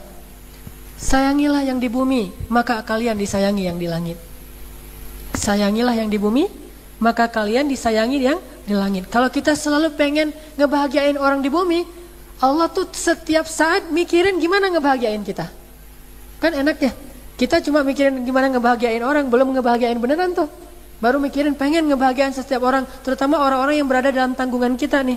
Kita pengen ngebahagiain dia, kita berusaha ngebahagiain dia. Berarti setiap saat itu Allah juga berusaha untuk ngebahagiain kita. Sesungguhnya Allah senantiasa dalam hal menolong seorang hamba yang dalam waktu itu dia menolong saudaranya yang lain. Innallaha fi auni 'abdin madama fi auni akhi. Jadi gampang sekali mengundang rahmat Allah Subhanahu wa taala. Tinggal kita punya enggak sifat Raufun Rahim, kasihan dan penyayang kepada manusia, kepada makhluk. Rasulullah tuh saya sering cerita gimana penyayangnya beliau kepada makhluk, bukan cuma kepada manusia, kepada hewan. Sampai Nabi mengatakan tidak boleh kita berkhutbah di atas hewan tunggangan. Tidak boleh kita berkhutbah di atas hewan tunggangan. Jadi kalau misalnya kita naik hewan tunggangan, katakanlah mungkin kuda atau keledai atau onta, kita boleh menunggangi hewan-hewan itu, tetapi nggak boleh berhenti kemudian kita berbicara di atas tunggangan sementara tunggangan itu berdiri saja. Itu nggak boleh, nyakitin hewan tunggangan. Kalau dipakai jalan boleh banget, tapi kalau bahkan dipakai berperang boleh, tapi kalau berdiri itu menyakiti dia. Kenapa? Takutnya hewan itu kalau misalnya kita udah sampai tujuan, dia pengen makan, dia pengen istirahat, sampai segitunya dipikirin. Baca Riyadhus Shalihin. Termasuk nggak boleh ngasih cap, apa tuh, cap yang kayak tato gitu kepada hewan peliharaan sebagai tanda bahwa ini hewan peliharaan milik kita. Nggak boleh dalam Islam. Terus gimana? Udah aja dikandangin. Bahkan Allah Subhanahu wa taala melarang kita untuk menyembelih hewan tunggangan itu dengan pisau-pisau, hewan peliharaan itu dengan pisau yang tumpul. Bagaimana dengan manusia? Bahkan kata para ulama, sifat kasihan itu harus ada dalam hati kita, bahkan kepada orang yang paling besar salahnya kepada kita, yang ingin kita hukum, tetap ada sifat kasihan. Gimana maksudnya kita kasihan kepada orang yang ingin kita hukum? Permudah hukuman bagi dia. Permudah hukuman bagi dia, sehingga kalau misalnya dalam kisah itu diberikan kepada algojo. Jangan dihukum sendiri dengan nggak pernah motong apa-apa, tiba-tiba menggal kepala orang, nggak kena gimana coba? Atau kena dikit? Mau kan harusnya sekaligus langsung kepalanya masuk ke dalam ember ya. Maaf ya, emang kayak gitu kejadiannya. Kalau di Saudi itu kan ada di Jeddah namanya Masjid Qisas. Masjid Qisas itu masjid tempat orang di Qisas, di penggal hukuman mati. Nah, kalau yang algojo itu kan udah terbiasa, mungkin udah pengalaman gitu ya, udah jam terbangnya udah tinggi gitu. Dia kan gini tuh, coba aja lihat di YouTube tuh banyak tuh. Sekali gitu udah langsung kepalanya gelundung masuk ke dalam ember, orangnya langsung jatuh. Dan menurut riset yang saya pernah baca itu ternyata meninggal dengan cara dipancung itu jauh lebih cepat daripada dengan cara-cara yang lain, di listrik, disuntik, ditembak, di apa, apalagi dibakar hidup-hidup. Jadi kalau ada yang melakukan seperti ini, seperti orang ISIS yang membakar orang hidup-hidup atau menggoroknya dengan pisau dapur, gak ada itu dalam Islam. Dari mana mereka dapat fikihnya? Sekalipun kepada orang Yahudi sekalipun, bahkan kepada seorang katakan mungkin mereka benci banget dengan Syiah sekalipun, gak bisa seperti itu. Kalau orang Syiah melakukannya kepada kita, mereka bukan teladan kita untuk kita tiru. Orang Yahudi melakukan itu kepada kaum muslimin di Palestina, mereka bukan teladan kita untuk kita tiru. Teladan kita adalah Rasulullah SAW. Jadi nggak perlu membalasnya. Kita cukup memberikan hukuman yang pantas untuk dia sesuai kesalahannya, tapi tetap ada ra'fah, ada ra'ufun, kasihan, sehingga dipermudah eksekusinya. Dieksekusi juga bukan karena ra'fah kemudian akhirnya udah nggak apa-apa deh. Kecuali korbannya yang memaafkan itu boleh. Tapi kalau hakimnya nggak boleh. Dia memaafkan tanpa ada izin atau ridho dari korban. Kalau korbannya memaafkan atau keluarga yang memaafkan, boleh. Sehingga ini ada fikih korban, ada fikih hakim. Gak boleh hakimnya, korbannya gak rela terus nuntut demo sekeluarga di depan pengadilan, hakimnya yang kasihan. Saya kan orangnya rauf banget, gak tega, gitu. Hakim yang ngomong gitu, gak boleh. Hakimnya harus tegas, tapi korban punya hak antara menuntut hak dia atau memberikan maaf. Sehingga kalau dia memberikan maaf, orang itu tidak perlu dikisos, tetapi dia membayar diat atau denda. Intinya adalah tetap ada ra'fah. Gimana Rasulullah menghukum seorang perempuan yang berzina atas permintaan dia sendiri kan? Dengan cara apa? Dirajam. Itu aja pakai ra'fah. Sehingga ketika ada seorang sahabat melempari dengan batu yang besar, Nabi mengatakan jangan, engkau sedang melempari ahli surga. Ra'fah. Sampai ada hadis dalam Riyadhus Shalihin itu, kata Nabi, kalau budak perempuanmu berzina, maka pukullah dia. Dengan artinya kalau ada istilah jilid ya, maka pukullah dia tapi jangan cela dia. Ada hukum di jilid itu cambuklah dia tapi jangan cela dia. Kalau dia berzina lagi, cambuklah dia lagi tapi jangan cela dia. Kalau dia berzina untuk ketiga kalinya, juallah dia walaupun seharga seutas tali, tapi jangan pernah mencela dia. Coba bayangin, mencela nggak boleh dalam Islam, bahkan kepada musuh sekalipun. Tetapi dihukum itu hak agama. Itu hak syariat, cuma dicela, tidak ada dalam syariat hak celaan. Sehingga ketika ada seorang laki-laki yang suka ganggu orang di jalan gara-gara dia lagi dalam keadaan mabuk, ditangkap oleh sahabat, diikat di tiang Masjid Nabawi, lalu Nabi memerintahkan siapapun yang masuk ke masjid untuk memukul dia pakai sendal. Tapi dipukulnya di bagian yang tidak akan melukai dan menyakiti, yaitu bagian pundak atau bagian kakinya, pukulin pakai sendal. Masuk ke masjid, pukulin lagi pakai sendal, masuk ke masjid. Siapa yang datang ke masjid? Makin jamaahnya banyak, makin banyak yang mukulin. Dia bersyukur kalau waktu subuh karena yang datangnya sedikit gitu. Udah gitu, ada seorang sahabat mukulnya tuh terlalu menghayati. Terlalu emosional gitu. Dia benar-benar passion banget gitu mukulnya. Pas dia ambil sendalnya dia pukulin sambil dia katakan, "Celaka kamu." Dengan sok tegas gitu, saya mah menegakkan syariat Allah, celaka kamu, dipukulin pakai sendal sambil dicela. Apa kata Nabi? Janganlah kamu membantu syaitan untuk mencelakai saudaramu sendiri. Pukul aja, nggak usah dicela. Ini menunjukkan bahwa sifat ra'fah pun masih diterapkan kepada orang yang paling dibenci dan berhak mendapatkan hukuman sekalipun. Ya, Islam nggak akan pernah kehilangan identitasnya. Apa identitas Islam? Seorang Muslim Raufun Rahim. Bahkan tetap bersikap adil kepada orang yang kita benci. Wala yajrimannakum syana'anu qaumin ala alla ta'dilu i'dilu huwa aqrabu littaqwa. Janganlah kebencian kalian kepada satu kelompok membuat kalian berlaku tidak adil. Bersikap adillah, karena adil itu yang paling dekat kepada takwa. Lihat, karena kasihan harus ada dalam hati kita, sehingga kita nggak mau menzalimi hak orang lain sekalipun. Atau kita ambil contoh sifat penyayang Rasulullah dalam ibadah. Tapi ini jangan disalahpahami ya, takutnya kita jadi ngeringanin gara-gara ada hadis, oh Rasulullah kan penyayang, Rasulullah aja ngeringanin gitu. Nggak segitu juga sih, lihat keadaan. Sifat penyayang Rasulullah dalam ibadah. Salah satu contohnya tuh, Rasul pernah sholat jamaah, ketika beliau sujud, tiba-tiba cucu-cucu beliau bermain di atas punggung beliau ya. Main-main, naik ke atas punggung Rasul. Terus ngapain? Rasul memanjangkan sujudnya. Cuma kalau di zaman dulu memanjangkan sujud, sahabat nungguin aja sampai Rasulullah takbir. Di zaman sekarang dipanjangin sujud, kan bingung jamaahnya tuh. Pada ngeliat. Soalnya curiga, jangan-jangan ustadznya udah lari, udah batal wudu. Kita aja nungguin gitu. Soalnya ada juga kan adegan kayak gitu di YouTube tuh. Pas sujud, imamnya lari. Imamnya nungguin. Ternyata itu mah kerjaan orang Arab yang iseng aja. Atau yang yang soft pertama gitu kan, ditepuk, orangnya mundur terus gak isi sama dia. Akhirnya orangnya menepuk juga, pas dilihat ditonjokin. Ya itu mah iseng aja. Tapi di zaman Rasulullah memanjangkan sujudnya dan makmumnya tidak bergerak. Menunggu aja. Walaupun mereka heran gitu, kok ini sujudnya panjang banget, nggak seperti biasanya. Biasanya juga Rasulullah panjang tapi nggak sepanjang ini. Coba bayangin, Rasulullah itu kalau sujud terbiasa panjang. Tetapi ini sampai sahabat heran, berarti panjangnya banget. Demi siapa? Demi cucu-cucunya yang main di atas punggung beliau ketika beliau sedang sujud. Lihat sayangnya kepada cucu. Ketika mereka udah selesai bermain, mereka udah pada pergi, baru Rasulullah Allahu Akbar. Segar sahabat, Allahu Akbar semuanya. Selesai sholat mereka tanya, ya Rasulullah mahadha. Ya Rasul, ini kenapa kita sholatnya sujudnya panjang banget? Kata Rasulullah, ketika aku sedang sujud, cucu-cucuku naik ke atas punggungku dan aku tidak ingin mengganggu mereka bermain. Kasih sayang. Ternyata ibadah juga, dalam kondisi beribadah kita tetap bisa berkasih sayang kepada makhluk. Ada orang yang merasa paling khusyuk di muka bumi, dia bilang, saya mah kalau udah sholat terputus hubungan saya dengan manusia. Apakah dia lebih khusyuk daripada Rasulullah? Ternyata Rasulullah lagi sujud masih mikirin cucunya. Ini udah belum ya, kayaknya masih pada senang, ya udah biarin aja. Padahal Rasulullah kalau mau bisa aja bangun pelan-pelan gitu kan. Bangun pelan-pelan, nanti akhirnya cucu beliau turun sendiri dan gak akan jatuh juga, gak akan ganggu mereka banget juga. Tapi Rasulullah gak tega gitu, biarin mereka sampai puas bermain. Saya juga pernah kayak gitu, lagi sujud, anak saya naik ke atas punggung saya. Ya udah saya bangun pelan-pelan, kan saya gak sesoleh Rasul, ya udah aja bangun. Bangun pelan-pelan sampai akhirnya dia pas mau jatuh dipegangin dikit, udah dia pergi lari gitu.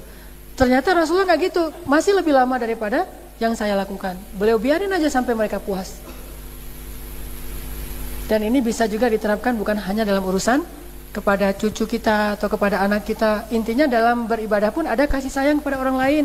Saya kemarin pas umroh tuh di Raudhah ngelihat gimana orang ketika di Raudhah itu hilang kasih sayang demi mencari doa yang diijabah. Ternyata gara-gara pengen diijabah doanya, akhirnya dia kehilangan kasih sayang. Padahal orang yang berkasih sayang itu Allah sayang banget sama dia, coba. Berarti ada yang lebih dahsyat dari Raudhah, yaitu kasih sayang. Orang nggak paham itu, orang yang berpikir saya harus dapetin Raudhah, akhirnya desak-desakan, nggak peduli dengan orang lain, seolah-olah bukan saudaranya, bukan sesama Muslim, bukan orang yang punya kasihan sama sekali. Udah langsung desak-desakan, dorong-dorongan, sikut-sikutan, pas dia dapat tempat sedikit saja di Raudhah, langsung sholat. Dan yang paling banyak kejadian kayak gitu saya lihat orang Indonesia. Karena orang Indonesia tuh nggak bisa berdoa kecuali duduk ya. Kalau orang lain kan tahu berdoa tuh berdiri juga boleh, jalan juga boleh. Kalau kita kalau belum duduk tuh belum berdoa. Udah gitu duduknya tuh nggak harus nyaman. Kalau nggak nyaman dia belum berdoa juga tuh. Duduk sampai nyaman bersila gitu, angkat kedua tangannya, ya Allah. Orang lain ya haji pada nungguin pengen dapat giliran. Udah sholatnya 11 rakaat, 1 rakaatnya bacaannya panjang banget. Di rumah aja nggak gitu-gitu amat. Giliran di Raudhah panjang banget tuh, sholatnya sejam, yang lain pada nunggu. Mana kasih sayang kita kepada yang lain? Sehingga akhirnya dia bilang, kenapa ya doa saya nggak dikabul-kabul padahal saya udah berdoa di Raudhah? Kenapa nggak dikabul-kabul padahal saya udah berdoa di Multazam, di Hijr Ismail, di tempat-tempat mustajabah doa? Bagaimana Allah akan mengabulkan doa orang-orang yang tidak punya kasihan kepada sesama manusia? Maka kalau keadaannya demikian, sewajarnya sholat 2 rakaat kemudian kita langsung pergi. Emang gak akan puas sih, tetapi ketidakpuasan kita itu muncul gara-gara sifat kasihan, sehingga Allah akan memuaskan kita dalam mengijabah sesuatu yang gak sempat kita minta. Mungkin kita karena saking crowdednya kita gak konsen lagi kan ya. Kecuali kita baca, kayak kemarin akhirnya saya baca, saya tulis saja, udahlah saya bacain aja depan Ka'bah, diaminkan bareng-bareng, ada Instagram gitu kan. Saking crowdednya, nggak kebayang lagi ini doanya yang dipesan apa aja ya, udah aja muslimin awal muslimat gitu kan. Maka Allah akan mengijabah apa yang tidak sempat kita baca karena sifat kasihan kita kepada makhluk. Indahnya sifat penyayang. Atau Rasulullah juga pernah, yang sering saya bahas, sholat qobliyah zuhur, berapa rakaat? 4 rakaat apa 2 rakaat? Ada yang bilang 2 rakaat, ada yang bilang 4 rakaat qobliyah zuhur. Dua-duanya benar dan dua-duanya dilakukan Nabi. Kok beda? Nabi kalau sholat qobliyah zuhur di rumah, ada yang lihat nggak? Nggak ada kecuali istrinya. Maka beliau sholat 4 rakaat. Tapi kalau beliau sholat qobliyah zuhur di masjid, dilihat oleh banyak sahabat, beliau sholat 2 rakaat. Terjadilah perbedaan pendapat antara Aisyah dengan Abdullah bin Abbas. Kata Abdullah, Rasulullah tuh sholat qobliyah zuhur 2 rakaat loh. Kata Aisyah, enggak, 4 rakaat. Saya ngelihatnya sendiri. Ditanya ke Rasul, kenapa? Kata Rasul, aku khawatir kalau kalian melihat aku sholatnya 4 rakaat, kalian lalu memaksa diri untuk meniru, itu akan memberatkan orang-orang setelah kalian. Kasihan kepada kita. Sehingga kalau sholatnya dilihat orang banyak, beliau ngasih contoh yang paling ringan. Kalau nggak ada yang lihat, beliau melakukan yang puas sepuasnya beliau sendiri. Kebalik dengan kita, kalau sholat di rumah nggak ada qobliyah, nggak ada badiah. Giliran di masjid, Qobliyahnya tuh lama banget. Sampai orang mau iqamah tuh gak jadi-jadi, nungguin kita aja. Khusyuk banget. Kenapa bisa gitu? Kita nggak ada kasihannya ke orang lain. Ada juga yang kayak gitu tuh. Kita udah tahu, misalnya ada masjid yang nggak pakai timing ya. Kalau ini kan ada pakai timernya nih. Ada masjid nggak pakai timer, jadi nunggu orang pada selesai aja. Dan itu banyak banget masjid kayak gitu. Termasuk di tempat saya juga di Cihanjuang, di Gunung Batu tuh kayak gitu. Pas kita udah selesai sholat kan harusnya muazin mau iqamah tuh. Ada yang datangnya wudunya santai banget, jalannya santai. Pas orang udah tahiyat dia masuk ngelihat orang udah tahiyat dia Allah. Wah tenang banget tuh, udah gitu rukunya panjang, tenang, khusyuk banget. Dia nggak tahu orang ada hajat lain, apalagi masjid-masjid transit kan, yang orang berhenti di situ nggak akan lama. Harusnya dia punya sifat kasihan, tidak ego dalam ibadah. Ibadah pun nggak boleh ego. Bukankah ini kebaikan? Ya, tetapi sifat kasihan lebih baik daripada ibadah sunnah. Sehingga dalam kondisi kayak gitu, kasihan orang udah nunggu, udahlah saya nggak jadi sholat qobliyah. Sampai kalau perlu qobliyahnya tuh diqadha setelah ba'diyah. Memang ada. Rasulullah pernah mengqadha salat ba'diyah zuhur setelah asar, sehingga Ummu Salamah Saudah waktu itu tanya ke Rasulullah, "Ya Rasulullah, salat apa ini setelah salat asar? Bukankah tidak ada salat?" Kata Rasulullah, "Ini salat ba'diyah zuhur yang tidak sempat aku lakukan karena tadi setelah ba'diyah zuhur aku sibuk mengurus kaum muslimin." Mendahulukan kepentingan kaum muslimin daripada salat ba'diyah zuhur, sehingga beliau mengqadhanya setelah asar. Baca fikih sunnah. Kalau ada yang bilang tidak ada qadha salat, berarti dia belum baca fikih sunnah dan belum tahu hadisnya. Dan jangan bilang tidak ada hadisnya, saya belum tahu hadisnya. Begitu juga Nabi mengqadha atau Ibnu Abbas mengqadha ba'diyah qobliyah subuh gara-gara nggak sempat melakukan qobliyah subuh, lalu dilakukan setelah subuh. Setelah sholat subuh dia sholat lagi, kata Nabi, "Ya Abdullah ma hadza? Sholat apa ini?" "Ya Rasulullah, ini qadha sebelum yang subuh." Rasulullah diam saja, dan diamnya Rasul takrir, berarti boleh. Artinya nggak sesaklek itulah ibadah. Tetap aja pesan-pesan moral itu tetap melekat dalam ibadah kita. Dalam ibadah pun ada pesan moral. Atau contoh yang lain, Rasulullah SAW sholat tahajud di rumahnya bersama istrinya. Gimana sholat tahajud Nabi kalau di rumah? Tahajud aja sendiri, nggak ngebangunin istri. Kenapa nggak ngebangunin istri? Nggak tega. Coba bayangin, untuk bangunin tahajud aja nggak tega. Kalau kita kan langsung memakai hadis memercikan air, tapi kenyataannya nggak memercikan air, disiramin kan pakai air. Rasulullah kan bilangnya cuma dipercikin. Kita mah karena pengen ikut sunnah banget, saya mah alus sunnah banget nih, udah 1 ember. Itu mah bukan alus sunnah, itu ghulu, berlebihan. Kita pakai hadis itu, tapi kita lupa bahwa Rasul juga kadang kasihan kepada istrinya, nggak selalu pakai air. Rasulullah sering sholat tahajud, bukan sering, beberapa hadis saya baca, Rasulullah sholat tahajud mandi janabah, karena dengan Aisyah, kemudian mandi janabah, kemudian sholat. Di mana sholatnya? Di sebelah Aisyah. Bukankah tempat tidur Rasulullah itu di lantai, pakai tikar biasa, sehingga Rasulullah sholat di sebelah Aisyah. Lagi sholat masih bisa romantis, coba sholat di samping istri, kan keren tuh, sholat istri sebelah tidur. Udah gitu istri lagi tidur tuh bolak-balik nyari-nyari suaminya gini-gini, ngeraba-raba gitu, dapat jempolnya Rasul, oh Rasulullah masih ada di sebelah, tidur lagi tuh Aisyah. Apakah Rasulullah bilang, dasar istri pemalas dan segala macam, katanya ahli hadis? Enggak kan, biarin aja istrinya tidur, yang penting beliau sholat. Ketika mendekati waktu subuh, baru Aisyah dibangunkan untuk witir, bayangin. Witirnya doang, Aisyah witir yuk gitu. Saking kasihan kepada istrinya. Tapi ini hanya diberlakukan dalam hal yang sunnah ya. Kalau yang wajib nggak dibangunin, itu bukan kasihan. Justru kalau kita kasihan, bangunin, biar dia tidak dimarahi oleh Allah Subhanahu Wa Taala. Nah ini ibadah pun masih bisa kasihan. Atau contoh yang lain, Rasulullah sholat taraweh yang kita tahu. Malam pertama beliau sholat di masjid taraweh, diikutin sahabat. Malam kedua lebih ramai lagi. Malam ketiga nggak muncul. Ketika ditanya kenapa Rasulullah nggak muncul malam ini, kata Rasulullah, aku tidak mau kalian menganggapnya wajib sehingga memberatkan kalian. Pokoknya Rasulullah tuh nggak mau ngeberatin banget. Kalau dalam urusan ibadah sunnah. Bahkan juga ada adegan Rasulullah menjamak sholat zuhur dengan asar tanpa ada alasan. Enggak karena musafir, tidak karena hujan, tidak karena sakit, tidak ada uzur-uzur yang syar'i. Pokoknya jamak aja zuhur dengan asar. Lalu sahabat bertanya, "Ya Rasulullah, kenapa menjamak salat? Apakah ini juga dilakukan oleh kami?" Kata Rasul, "Likai la yakuna harajan li ummati," supaya memudahkan umatku. Akhirnya para ulama sepakat mengatakan bahwa sesekali kita boleh menjamak tanpa mengqasar ya, hanya menjamak salat kalau kita merasa susah untuk salat tepat waktu karena kesibukan kita. Dengan syarat jangan rutin.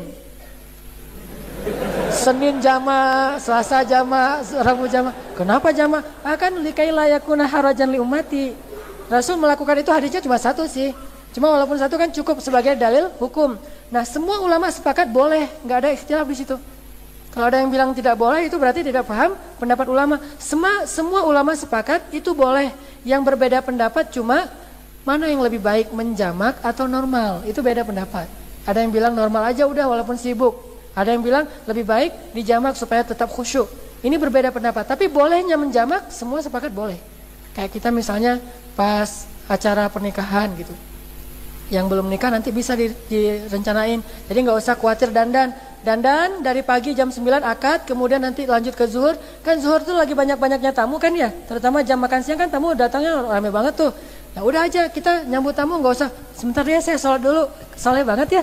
Rasul aja pernah menjamak, kita mah nggak mau menjamak saking solehnya. Akhirnya ya udah kita menjamak, menarik zuhur ke asar, dimundurin, jamak takhir namanya. Itu boleh. Lagian kan nikah cuma sekali kan? Sekali atau berapa kali sih? Seumur hidup kan cuma sekali, ya udah. Ini fatwa ya, sekali aja, nggak usah banyak-banyak. Oke, apa tadi? Jadi lupa. Atau kita sibuk dalam suatu bisnis, suatu pekerjaan dengan syarat pekerjaan kita halal. Jangan menjamak sholat gara-gara nonton. Kalau nonton mah saya nggak rekomendasi, saya nggak mau jawab di hadapan Allah. Tuh gara-gara kamu fatwain, akhirnya mereka setiap nonton tuh jamak sholat. Bukankah jam tayang itu selalu jamnya sholat? Kayak maghrib gitu atau asar kan ya tanggung banget tuh. Ya udah ambil jam 7 aja deh. Kok usah tahu ada jam 7? Iya, jam 7 ada tuh. Jam 7, jam 19 kan udah selesai sholat maghrib atau udah selesai sholat isya atau isya bisa nanti sholat berjamaah. Bisa gitu jamaah. Pokoknya jangan kena di waktu sholat yang waktunya sempit gitu. Misalnya lagi mau nonton Yipman misalnya kan ya. Pas mau nonton gitu jamnya aduh tanggung nonton jam 4:30 bentar lagi maghrib. Nonton jam 6 pas waktunya maghrib kan gak enak tuh maghrib duluan. Karena saya pernah nonton tuh dilema, udah terlanjur beli karcis, mikir ini sholat dulu, nonton dulu atau ditakhirin sholatnya. Akhirnya udahlah sholat dulu, tapi sholatnya gak khusyuk. Udah gitu saya gak jadi imam lagi. Kalau saya jadi imam kan gampang, inna a'tainakal kautsar fasol, kan cepet tuh. Imamnya khusyuk banget, mungkin imamnya udah lelah keliling-keliling mall, akhirnya dia sholat itu istirahat. Jadi dia bacanya panjang. Saya, ini pasti udah adegan klimaksnya nih. Kan gak enak tuh. Kita mau nonton sholat dulu, pasti gak enak banget. Ya udah, kalau gitu ganti jadwal nontonnya. Sama kayak kita misalnya antara makan malam dengan sholat, mana didahulukan? Makan malam dulu kalau terlalu lapar. Kalau nggak lapar-lapar amat ya sholat dulu atuh. Kalau terlalu lapar, makan dulu. Karena hadisnya qaddimul asya alal isya. Dahulukan makan malam daripada sholat isya. Walaupun bukan berarti meninggalkan jamaah. Dengan syarat setelah itu kita tetap sholat berjamaah. Kayak kita misalnya boleh aja nih taklim isyanya diakhirkan. Kita taklim dari maghrib lanjut aja sampai jam 8. Jam 8 nanti baru iqamah kita sholat isya diakhirkan, itu boleh banget. Kecuali masjid transit. Kalau masjid transit nggak boleh. Kenapa? Khawatir ada orang yang datang bukan untuk taklim, sekedar mau sholat isya tapi nungguin kita jadi kelamaan, kasihan dia. Pas dia nunggu kelamaan, pas pindah ke masjid yang lain udah selesai. Di sini juga belum mulai kan, tanggung tuh. Nah kalau masjidnya transit, kalau saya yang jadi taklim saya nggak izinkan. Kenapa? Khawatir orang yang punya hajat lain. Ini namanya sifat kasihan. Ada satu lagi, Nabi lagi sholat berjamaah, kemudian tiba-tiba ada seorang bayi menangis sedang sholat. Nabi lagi sholat, ada bayi menangis, maka Nabi mempercepat sholatnya. Bacanya yang pendek-pendek, rukunya sedang aja, sujudnya sedang, langsung cepat banget, nggak kayak biasanya. Sahabat nanya, ya Rasulullah kenapa? Kata Rasul, aku khawatir ibunya jadi susah gara-gara memikirkan bayinya yang menangis. Segitunya coba. Ternyata ibadah juga tetap dengan sifat kasihan atau penyayang. Mudah-mudahan kalau ibadah aja kita tetap harus berkasih sayang, apalagi dalam muamalah. Sayangi ibu kita, sayangi ayah kita, sayangi keluarga kita, pasangan kita, atau calon pasangan kita yang sudah halal, yang sudah khidbah, dengan cara memberi kasih sayang yang Allah izinkan, yang Allah halalkan. Sehingga mudah-mudahan dari situ Allah akan menyayangi kita. Irhamu man fil ard, yarhamukum man fis sama. Sayangi yang di bumi, maka Allah akan menyayangi kamu, maka kamu akan disayangi yang di langit. Bab ini masih belum selesai, masih banyak yang bisa kita bahas. Insya Allah pada pertemuan yang akan datang masih membahas tentang sifat kasih sayang atau penyayang, tapi dalam contoh-contoh yang lain insya Allah. Nanti akan saya sampaikan hadis-hadis yang lainnya. Kita cukupkan sekian, udah jam 8:30. Mudah-mudahan ini bermanfaat. Kita berdoa bersama-sama, semoga Allah Subhanahu wa taala melimpahkan kita kasih sayang di dalam hati kita, melembutkan sifat kita, akhlak kita, dan menjadikan keberadaan kita di antara manusia bermanfaat dan memberikan kebaikan kepada orang lain. Allahumma inna nas'aluka ilman nafi'a wa qalban khashi'a wa lisanan dzakira wa amalan mutaqabbala. Ya Allah, ya Arhamar Rahimin, anugerahkanlah kepada kami sifat penyayang, sifat Raufun Rahim yang Engkau anugerahkan kepada Rasulmu Muhammad sallallahu alaihi wasallam. Ya Allah, maafkanlah kami, maafkanlah kerasnya hati kami, maafkanlah ketika kami tega membiarkan orang tua kami kesusahan sementara kami tidak kasihan kepada mereka. Maafkanlah kerasnya hati kami sehingga kami membiarkan seseorang membutuhkan bantuan kami dan kami mampu membantunya tetapi kami tidak mempedulikannya. Ya Allah, janganlah Engkau cabut rahmat-Mu dari kehidupan kami karena tidak ada sifat kasih sayang di dalam hati kami. Anugerahkanlah ke dalam hati kami sifat kasihan dan sifat penyayang, dan dengan itu kami bisa memberikan manfaat bagi banyak orang. Ya Allah, ya Arhamar Rahimin, lembutkanlah hati kami dan hiasilah akhlak kami, dan jagalah hawa nafsu kami, dan bersihkanlah perut kami dari rezeki-rezeki yang tidak halal bagi kami.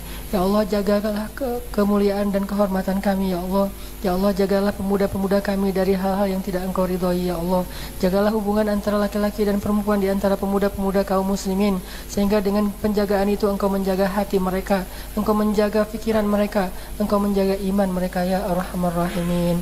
Rabbana hablana min azwajina wa dzurriyyatina qurrata a'yun waj'alna lil muttaqina imama. Ya Allah, sayangilah keluarga kami. Ya Allah, sayangilah istri-istri kami. Ya Allah, sayangilah suami-suami kami. Ya Allah, sayangilah kakak dan adik kami. Ya Allah, sayangilah anak-anak kami. Ya Allah, dengan kasih sayang itu berilah hidayah kepada kami dan jauhkanlah kami dari api neraka. Ya Arhamar Rahimin. Rabbana atina fid dunya hasanah wa fil akhirati hasanah wa qina adzabannar. Subhanakallahumma wa bihamdika asyhadu an la ilaha illa anta astaghfiruka wa atubu ilaik. Assalamualaikum warahmatullahi wabarakatuh.